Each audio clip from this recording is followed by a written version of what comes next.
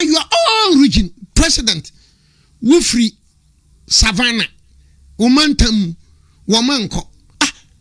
What exactly? They President Mahama open yes. Someone a basic gun and hapa. But Bejidiana Tikokra, many swati long third time, and that's one thing. Your bootlickers will tell you, say, pursue the third time agenda. I'm an yet. I was anti lawyer Obiri Boahen no. Was on Mahama say.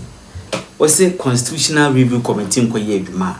Now Mako, Bay 10 regions, Mega Diakar. A coup for the a unit so. Who found the truth on Sassam we see ya, and Kagan of Becca's of Monteda. Back of us a review we are, see any. Was some opinion they will not take it in our castle. Only GD on the moon. Or man went to Mumbu, a then a Mahama Pearl Nugasi. Eh? Dormaa, Akwamu, Asante, I'm ready to say. Or my chief in lawyer, so Miss was a historian. Yes, Obiri Dormaa, Akwamu, Asante, buddy. I was someone for history. This is Boadu TV.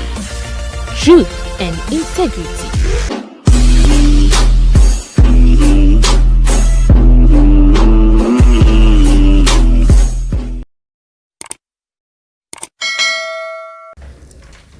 Sir, ye di constitution day. E di ade na kai di ade na odwene, di ade na you. Ya pass from 1997, 7th January 1993. Abeton ne. Ni ekuta constitutional. President na appointed chief justice. President Edimotu chief justice. President na appointed soja panyini. President na tu soja panyini. President na appointed IGP. President na tu IGP. President na IGP extension. President na appointed immigration. President na appointed Bank of Ghana. President na appointed name them from 7th January 1993 to today. Ache. And this is the constitution and yede Juma. Does it mean it's a constitution review? Juma Banyere. Let's not waste our time on them. Banyere. 10 regions no. Banyere. Why? You know, Mantam at the time of baby free bedroom as no Mantam you doing here. Never could do. Basically, fundamentally, the whole exercise now we in a flawed. The bantress cranky, I think I almost say charge you causing financial loss to the state. Yeah, we have 10 regions, existing regions, work or 10. And when the mommy sending a dream, he said, President Mahama, he's still harboring this third term. Because who? At the time I want to report no, I come up President Mahama. I be saying, sir, now President Mahama, Council of State or National Security or legal advisors, no one brief no say, woman command them doing and yet you should take a second look at his legal advisors. Because me president no, no man tell me you're doing no ba ko dum. Nem te sabere bedeba nka first ma shada ma baba beduro na ma bisa be say na mo kom ye him bere ye ko dum bere adine so ye dunsia and dem sro mo nyem nkrata nko oh no mo gina twitwa pictures class say na jeje it means that the man is not on the top of issues because me Obiri Boahen ansa na bebe kono because I'm making can bebre ntinu na me privy to the information say banko dunsia no and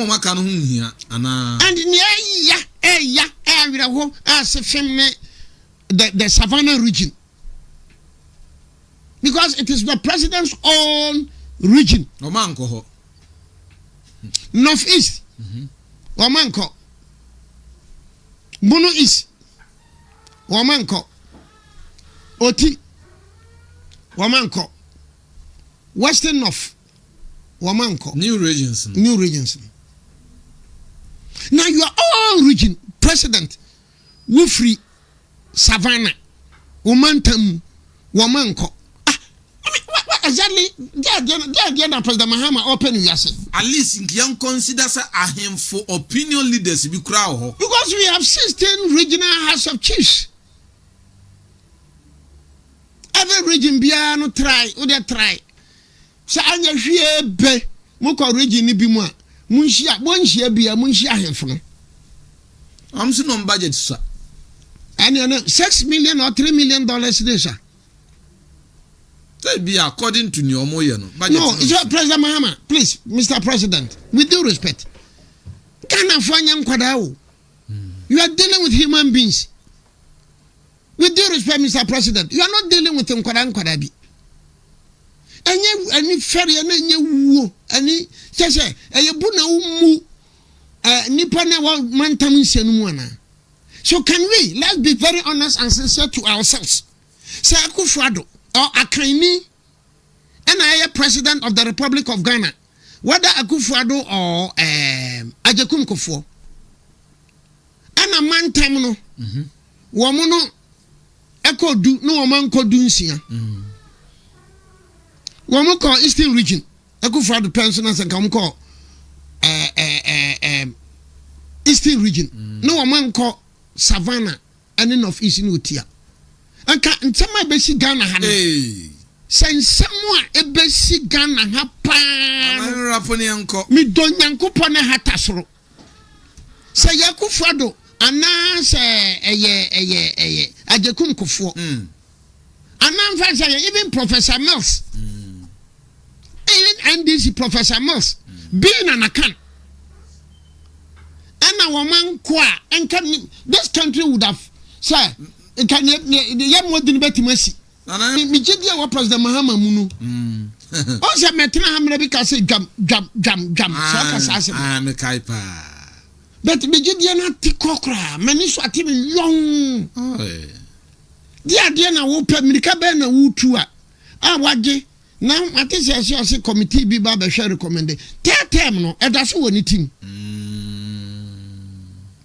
term no e da so woni team but President Mahama wo banya wo adishan wo ma bootlickers no abetwa ho hia no your bootlickers will tell you say pursue the third term agenda amanenye thank you the bootlickers pe wo ma be ka kire ohene ne say ohene you are naked chen wo ma na ntuma efraw ye ni fe kente pa ba ni we die ni nana nko ametama so wo well so that immediate advice so constitutional day your constitution no to kuro wom baby ayadri obi tenkran no wayi DC ni MC yamai adai MPP antiman sesa no NDC ansesa no so some of the NDC leadership MPP leadership tibu bugana for say yankwasiafo ana lawyer Obiri Boahen no wa declare say ye be ye express road asema okay President Mahama ojiri so ye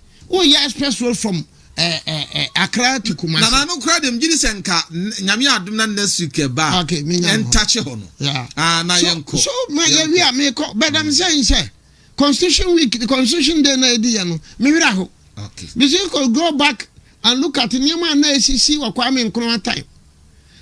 Wo munya opportunity to write the 1969 Constitution. Na ba ya no kama. Ni esi ya 79 Constitution ba ya no kama. 92 Constitution and the biara but me blame woman because they wanted to avoid the military regimes. Okay. Now President Mahama Bana Obeye Nana Akufo-Addo should have changed some provisions in the Constitution. No one could touch me. No one could to bottom. No one could turn up Boase. And Wabumi and sending in a Machiro Muse, a Fiankuma, Nana Kokotiko, and then Nana Sanka. And Nanacha Chifri, chronic in Ayabedia. Another interesting scenario. Now, in 1896, now more every jam my urban. The babies are sent here, Kohini Benyatana, or Mode chop and bread as antiphone. Nobody okay. And the young Kohu Tanoso. Because Tanoso Hano, a cocofu for Naquatanaho. Okay. Near Bisa Besse, yan anamune bekon yana beje manson free bensem. And 1896 tamane beban. Ne be person ka besan ko manson ho. Esa akotena ho. Ekotena ho. Na sante fon ka woman kware man kwatena ho a bibi ba ne tim say ye nananom dia enti da chi wa no ba kontokwa nti manso pa de ye ba mu nko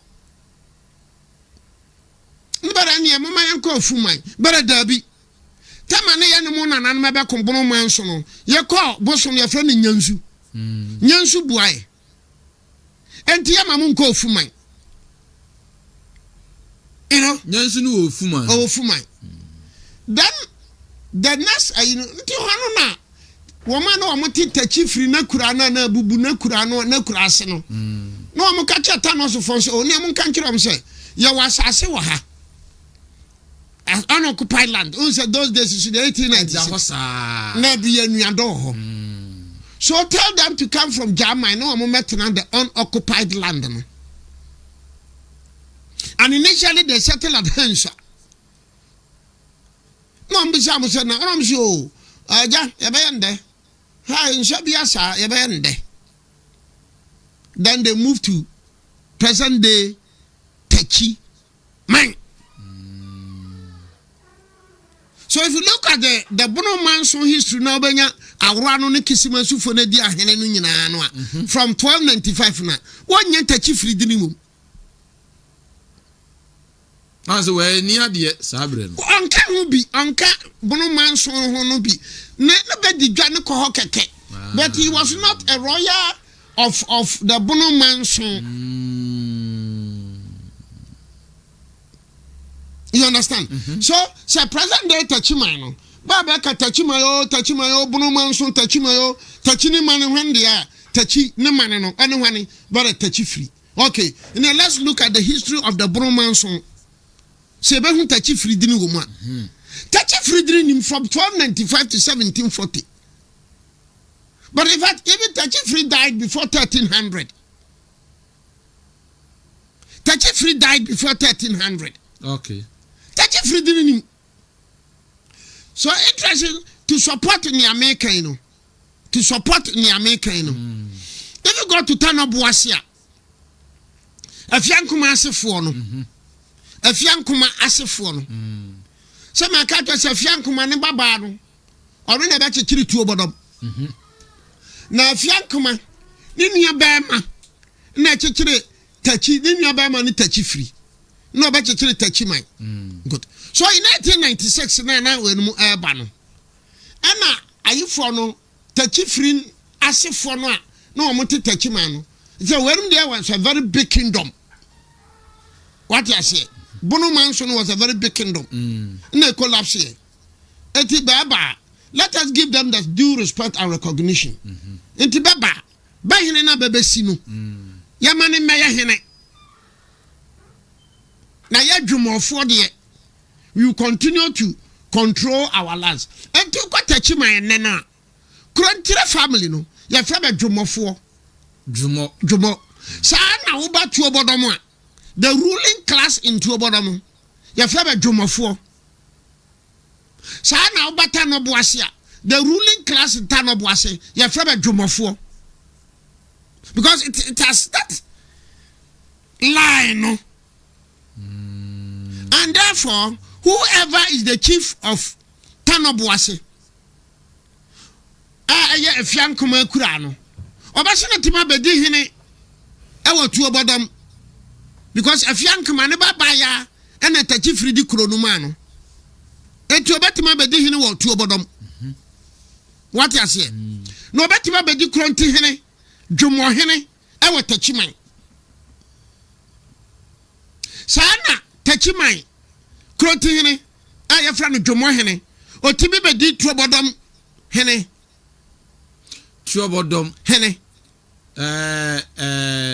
Techiman Kronti hene na hefa Techiman Kronti hene aya fra no dwomo hene o tibi be di Tuobodom hene no santi bi di Tano Boase hene ndi nkronum ye miensa Tano Boase Tuobodom ene Techiman Kronti ya dwomo fuono Techiman Krontire no ono na wasase mo ono na wasase kese Techiman Krontire no ono na asua talking na no o control buotworowa Tachiman Krontre na o control watch one. You're from Jumwasefo.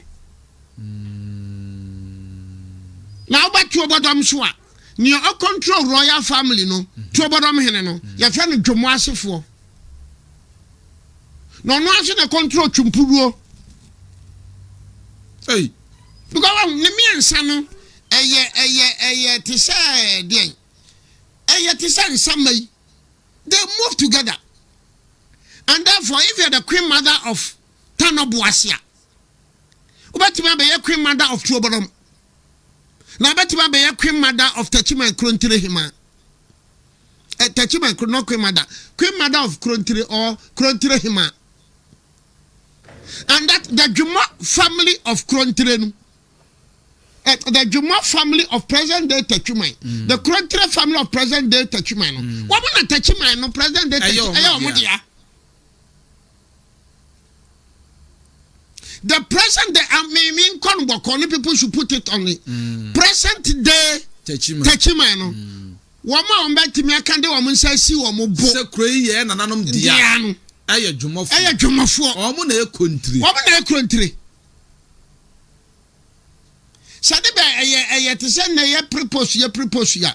Nka 1896 na we no mo ba no. Nka be ka chese okay boro matra hamum. Na ye ne ye be ye hene. But they gave them that recognition and that respect. There's a man baby atna. Nemu yakonya de. But yes, baba said no ya bruman so no. Ye nananom tibenemo. Ne ye nanan tibenemo in the 12 something 13 something 14 something 15 something. Asa yonko fa ho dada. Ne ye ba be diga ne ye gitum se mo na mo ye hene kese pa wo mpotamu ha nyinara. Enti na so pako anu mo abeko ne se makono mo oba. Mo da mo mra no mo nsa ne medi. Okay. Now we will play the role of Krontre Jomo. If at that time Krano not Krontre ni ho. It was because Bronino was finding it difficult. So on Timmy who in United for a Jomo for way for no I'm starting a Krontre Nifa I don't think Chidom Chafo. So in January 1896 agreement na Tachima for no Wamu free German buy no Bani kwasi broni sign Donald Stewart sign wo Nkranza because no Donald Stewart not in Nkranza. That agreement now was signed for protection no. Go back and look at the document. Tuobodom ka ho. Tanobuasen ka ho. Tuobodom ka ho. Why? Because 1896 no 1800 no ba no ba mi adena ne be kontoko ne nyina ya asantefo and therefore so omo so omo namfo omo yonko omo bibibia ne asantefo a denti no kwakwasi broni ho for protection. So in that document if you look at that document na agosa hene nsuta hene kwaye so hene ne be nyina ne be sensan ye but trouble no man san bi tanos wan san bi Tanabuasi Ansambi. Then the Jumofo no ewo Tachimano. Beso ban sanbi. Esan se wonu mu nuanom ne asantefo. Ndi nya de awosuro se sante baba 1800 obi fru babia be kontokwa asantefo. Obi 1800 de ntemu ha de kwa akosi Cote d'Ivoire, kwa akosi Burkina, kwa akosi Volta region. Who is a group bi ba be kontokwa asantefo. Na asantefo pekon pa. Na be gira ba na so. Esanti. So when I media mamuna manne me ma obia ti ase se. So ka se ya lawyer for ye gina court. Na ye gina court wa. Na ye ka se akani bia o tra na wudi. Ase enkan se enya no kresa. Tra na wudi. It makes it dangerous. And you know, see, at the man, I'm paying more attention because Niama Ecosono. At the man, I want to say, Brun champion, the Duakwa, and that person near all council. Because in 1973, 13th, 14th, 15th March 1973, the University of Ghana History Department, Tachimami Akunfi Kwachamia, I think it was Kwachamia. So I'm going an interview, 1973. And in that interview, no, what will be saying? Professor Henin be saying, Nana, na moya bono, Tamanamu bono manso no na mudikano. He for binibanya bono phobia, Nibani mudika. 1973, 3 days no me interview. And then the Tachima Henin Kasi, oh, not Thomas phobia bedikawa. He for binumu, Nibanya bono manso phone bia, Nibani mudika. Say no be say you. Na hene no de. Oh, na domasefo bediga. Ayampa because na domase number 1 for no. Ne baba bediga e wa bono manso. Na bego. Hani bego for so. Ne baba bediga e wa bono manso. So in the words of the Tachima hene na munana, he for no banya bono manso for no bono for no ni bebe digano. And he mentioned Domase and he mentioned Bego from Henena and enemy history that make an wouldn't say Domase number 1 Heni Mwenchi in Soko what manya bono for engineer Kakosini say near lawyer ne kan no wrong. And it is creating unnecessary tension. Because somebody says somewhere, men can say, Tio, men can say, Sebinma from Kuobi, Bonon champion, the Diaqua, Bonon champion, a bonnet, men can say, Mabi Yamano, there be no chemu, not de Mamia Uno cry, a woman. So go catch your own when she said. When you for Mumra near Bonon champion, now I don't know when you form a Cahumbia. Then when you pass a new finish, woman of Ravineko, into one come. How can be what Bono more we cave, no, and more we cave people, they are different from the Avineko cave people. Now, so I said, open so force watching the bedroom. Now, one tears here. You understand? And then Inshatra for any bono. I don't have any problem with Inshatra sense in bono. But I'm saying that history dear. The Inshatra our bono region. But Inshatra nye bonum. He has no relationship with the bonum amori cave for. Inshatra for cave no free bonum. I'm free bonum. Inshatra for bonu no. Our free muno. A cave. The cave is there. So the Inshatra people also can say yeah bonum for. And they are right. And they will be right. Okay. You understand? Now, I mean, what TikTok be a Rabi CEO? Anna, Nkranza, Hene, Nana Kwambafo. Nay. Oh, that was even a serious thing. Nkranza him for. I bear Kokumas and Intia bear Conservaton as I say, I'm the Scandinavia Comutun for. Minim se wa be sad. No, it is a very dangerous statement. And you know that lady, you can one shy, one like it, no one shy. Of the views. Now, hello, guys. A place is dangerous and misleading. Sometimes you don't. Nkranza, no one now catch them Nkranza, bafu pim. And boy, ne papanum, ma wa mudifiti bono mansono. In fact, even bafu pim kura ne kofa santo kwano baye. Because one bafu pim na oko bono manso oko omu program no oye late. Ana bono manso hene no ne ba. Wa twena bafu pim ma. Na otena ponko so. Enti oba no na obehia bafu pim ni nkrofo. Na obi sha be se ah. Na mo ade na ya twa mo na bafu pim explain no bo na so. Bono manso hene no ne ba. Obo bafu pim aso. Na bafu pim say ah. Good. Na ja audition. Nti bafu pim kwa na ofa adwene say na kire nkrofui. Bafu pim na kofa ntokwa no bae. Enti amanfo the relationship between the Bono Manson and Kumasi was good. Very good relationship. Because trade na koso wa Bono Manson hono. Na be nim free ha nyina akura kodi dwa wo ba.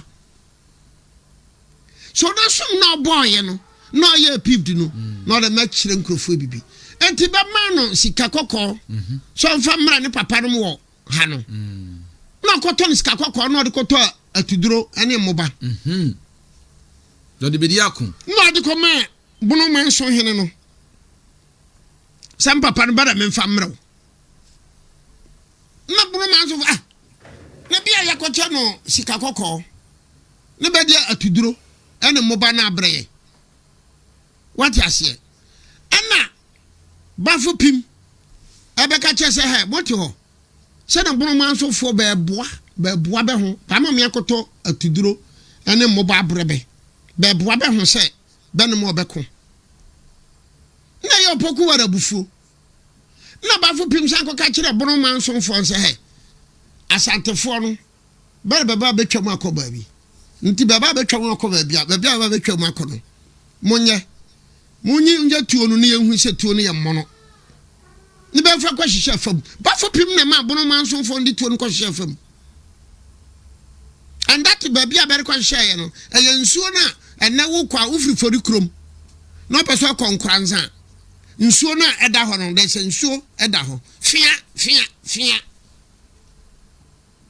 hono bere kwa hihye so be ho na beti se poku ware no mo ba no nibe hu se saya ntokwa tuwe beda kwa hye fam enti se wati abakwa sab se bunu man so fo ndi tuwe kwa hye fam a e ba fu pim ade ma de kwa hye akwa advise wom and that shows that history has it say na bunu man so fo no no mo ya ready a nobody can tell but you know it could make any mra man santifo na ndifiti bunu man so fo because opoko ware ni nkrofo no on away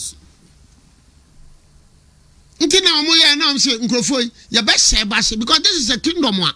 No about from 1295 to 1740, 500 plus years. Inti sunna ya be sunna se ban sare kura bio. Ye bubu on. Be bubu be. Inti ban sase na be je ye nyina na be de ma nkranzan beba no amakomba no. So today 10th January 2026 manson no e wo hosesia kronda so go fine good mama nsanem now the last one and so which has been going on air it's very important and I'm say and then amanya politics anya good so my politics track it to be now there's this discussion going on and I think that let Dormaa amasu hene Ankobia no e madamfo. Oni mihia he so rest in peace. Nana ya usa ayi na. Amasu waka baby. Ankobia. Okay. No madamfo pa. Okay. He was a very brilliant person. Very enlightened, a human perfect. Now, no ni mihia. All Obiri Boahen. Unim history in Chanem. Here Dormaa for there. Ye na ye dua na PC. Maybe so what is happening. Mero nana say we dey okakura yem sere. Okay, I'm sorry. Sabiu, Minka said to you. That be saying you want to be an iron coffee. Is it the time Dormaa started from 1640? The term, your Doyamani started in 1640 plus. 1640. Now, Dormaa came out of Akwamu. Dormaa came out of Akwamu. Yes. If Akwamu ne buy. Yeah, it was Akwamu. Na konye ato. Na konye na bebe dinu. Na ntokwa baye. Ena fashion bi se. Ye de doye mane. Ye tena ha ye beko. Nti ye doye mane. Ye tena ha nko. Ye ko. Eti bebi sase hifo no ba san la ya beko yi. Bere ba be do be mane no. Na no mo koi. Beko yi. And that was in 1640. The Akwamu first known chief of Akwamu, Ajin Kokobono, was 1550. The first known chief of Akwamu was in 1550, Ajin Kokobo. Now when that stool, Akwamu stool, no, Wamuyayano, Wamudi Akoto, ne die sa kunyano. So the Dormaa which came out of Akwamu, the Akwamu was 1550, Dormaa was 1640. You understand? Mahama history, from Akwamu, then they came, they moved, they settled at Suntreso. So, in this submission, anytime I bet Dormaa Biano, from 1640, ever. Okay. Anytime I make it could be 1641, 1642, 1650, 1660, 1670. Fanusa. Watch this is no. Watch say can obo a din Dormaa a date from 1640 ever. Because the chieftaincy matter no started when you started 1640. So I cannot be specific, say 1641, 1642, 1643. I cannot, but 1640. So the first time we had that term to say Asante, 1700. The first time the word Asante came into the history dictionary in 1700. Because Tama Enyamaya no na yen krum. So the first time Dormaa came into the history of this year 1640 ever. They say Dormaa na ye bohu date na free 1640 na dey aka asem. But before 1640 there, this all kind of Akwamu no. Good. And no na ya na historians be nim enti wo mun tumi and differentiate that near my mouth down so historians mun. So because in Kokwabo 1550 to 1640 no Akwamu 1640 na Akwamu for no be then they eventually settled at Suntreso. So the people who broke away and settled at Suntreso because the Akwamus no Ediana for Akwamfo ni Ediana. Exactly. Because in 1550 no Ajin Kokwabo no omo Ediana. So the side that broke away no Ediana 1640, Ediana. And therefore, can you say that 1640 no Ediana PSC no. 1640 but 2. 1640 in history we are doing no. We are kwada kiti. It is like the Asante 1700. We are kwada kiti. Because no pay Maka 1295. Bono manso. What you say? In fact, in 1300 no krano na kokofu na asumija nyina nipa ho. Na loye entimi nso mmase bia na edianafo no penia na owomu no woka wo mu ano omudo omuma no ho ene wo no mo call ye ntia. Ediana no kra started at 12 something wa ha. Asumija ha. In fact, if you read Ratri and then if you read Ivamaloric, Ratri and Ivamaloric, the Ivamaloric in Ratri and Minakra did better to say. Now, in the 9th century and the 10th century, people were trading at Asante Manso. And I've been saying this. So that 900, 1000, 11, 1100. Na Ediana for no ho. Na chese entumi nkoba se na Ediana mu penimpa no eka wo mu omudo mu man na omu koye no. Na Ediana 11 1100 to 1640 nipa when na net ase. Okay. Because I should be na koya timokwa. Na bi koya samankase. Na koya nyina wase. Na nyano wase no muti binim eba ha. Why make I not biased to any stool or any clan? Not biased. I am on your some muadisia. Abako some exactly. Exactly. Because woman 1640 no. 1640 no. Ne kumawu. Ani akoko. Ani bompata. Ani kwaman. Ne baako atara from war no. 1640. Ne kumawu.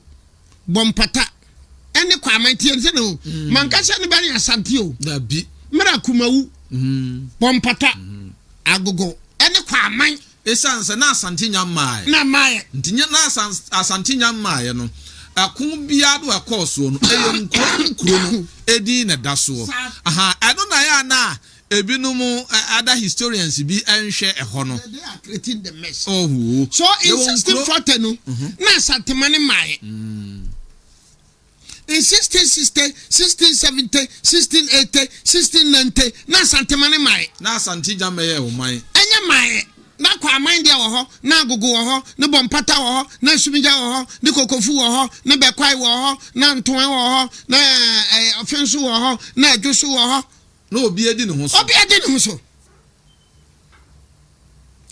so like mene nana ankobia no e kana e discuss tambia so if you are saying say the 1644 no una we ya adua na PSA it's wrong because even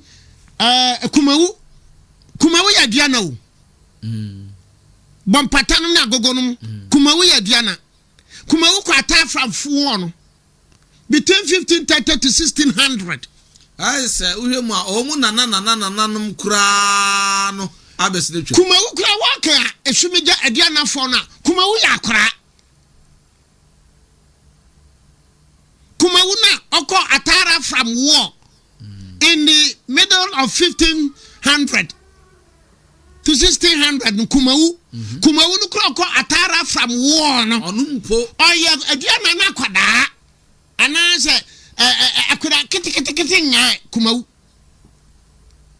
na chese 40 kura de na nankan 1600 bia no because even the Ajinkokobo of 1550 Akwamu Ajinkokobo of 1550 Akwamu adiana fo na kasa Ajinkokobo kura ya kura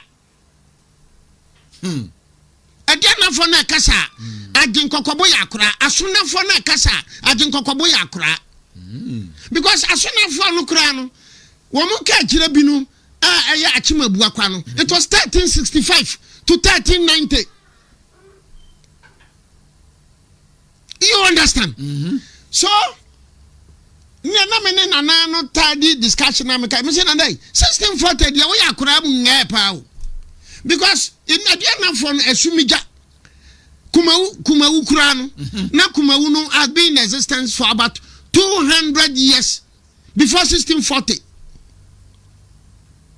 Na se kumawu had been in existence 200 years before 1640.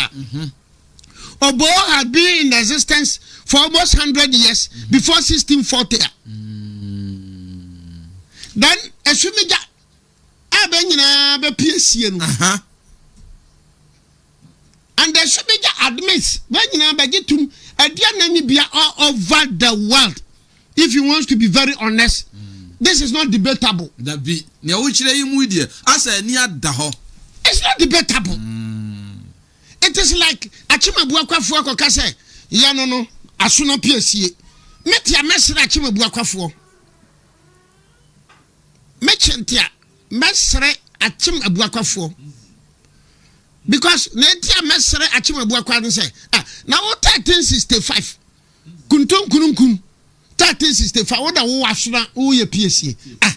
Na ofenso grant bi nkase o ye PSA. Offenso say ontimi enkaso PSA na campus offenso ejoso na campus offenso na campus wa kwa adanse. So I'm saying that nana no madam fu no kon kra cham ka say may so rest in peace no when it talks about the Adriana being Dormaa being me school small boys are young.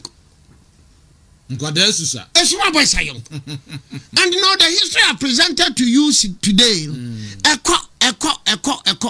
Because so I will make the Esumijano around 1,000 something and 1,000. But even because some even believe that 900, not trading was going on. And therefore, Adiana Asantemanso Cave, which is still there, 10th January 2026. 10th January 2026. The cave at Asantemanso is there, where the Adiana people emerged. And that's all. Now, when Yankee 20 Bikura, or no Quatina Kumawunu, or no Quata from war, before 1640s. Okay, lawyer and no. Look at the problem we are facing in this country. Distortion.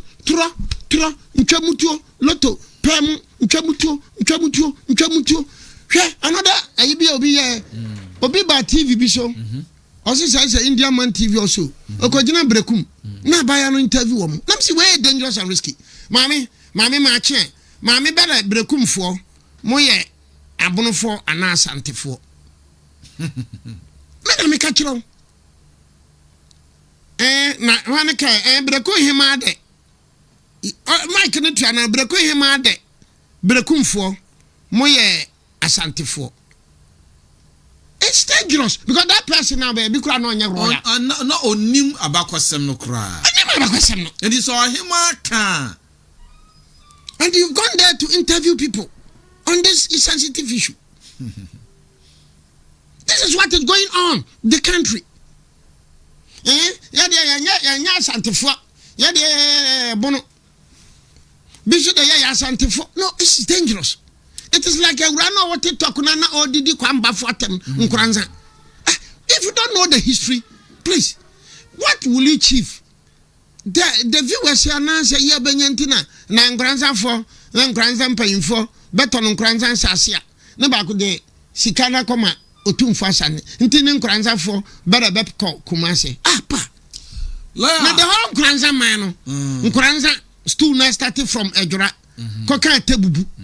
Ekwa oni mo for boshie ani gonja fortune wo value assassin say wo tona nek abiam nkran obetuma to the whole land abiam. I am telling you next complex opa value from Ejura one from Ejura besin kranza kwa free kwa kwesi nante kwa kwesi jema kwa kwesi kiramankoma that's urama kwesi poto ko bin krom tahiri krom sane da no ho wona abase for me bohye let them value and nek abiam alone campaign nek abiam nkranzani. So is it not quite unfortunate say Bibeka say hello guys nkranzan pa info na ndia vezare ne bere be ekokumase no better nkranzan sase a ne be disika koma asante hene. Do you think it's fair? Now look now history has it and nobody can tell it. Asante ahemfunu nyina no from 1700 eba no Ghana sikakoko nyina besa Asante ahemfunu they have enough sikakoko to keep them and their generation till Jesus Christ comes. Sikakoko they to go and they to go in 1874 and then in 1896 wamohye poku trading hono dine wo hono there were some of the rooms you could not sikakoko no ma pack egum abrofo no hyehe ye wo pack sikakoko no bikum the Asante chiefs the Asante hene from 1700 till today they live by their wo flag no ni patuntum otekwa ebrintu obim no otisikakoko so Asante from 1700 no Sanka Ghana ye budget bia no matter the amount involved na Ghana catch Asante ahemfo menkasa Asante mani o Sante hini bia from 657 say ye budget no it to cost this mayesika Sante hini bia from 6 months to today Sante hini bia betuma ma physical cash akasi mano be edunsia am say na manya politics crowd there be now so am say national issues be o wa so timi touch so please ewura na we no what problem ni say aya na some kranza hine ne kranza man wo me part and parcel of Asante man and Sasemantoma contributed when they were going for the 1818 Edinkra war.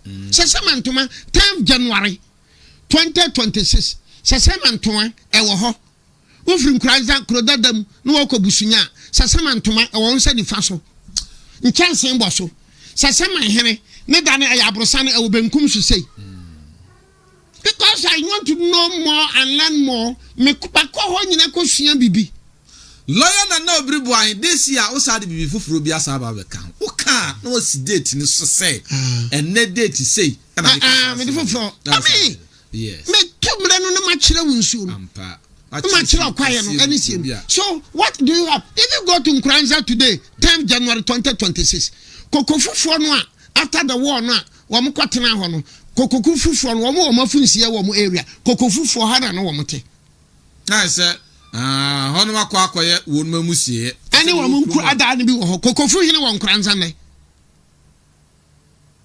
nkokra miensa no bosom na ne beye no e wo ho ne ene so wo Nkranza station no wo ko busunya wo kwa usane nsa wonsa benkum jedua bi wo ho bosom no be de nken nkokra miensa no na nada sadem no ene be nua ba no ba bia no bete no bochia no ho na bete no a adudo nyinanom ne bafo piase ko bochia no e wo ho ne 10 January 2026 e wo ho ne nyolo ye bema te seme no onim Ghana abakosem no omra metra na mentena ha sei me na me ka kire wo se bantam ahene ne ntam eye ntwoma bantam ahene ne ntam eye ntwoma bare ntwoma kokko fa ntwoma fa no ne be koku no because they needed somebody ne be de ko ga ahene ne kwane ne be de ntwoma because ne be hia nipa be nya bi and he volunteered and asafo hene ko pa nipa de mare eti be ya tam na so be go na asafo hene di nipa ko e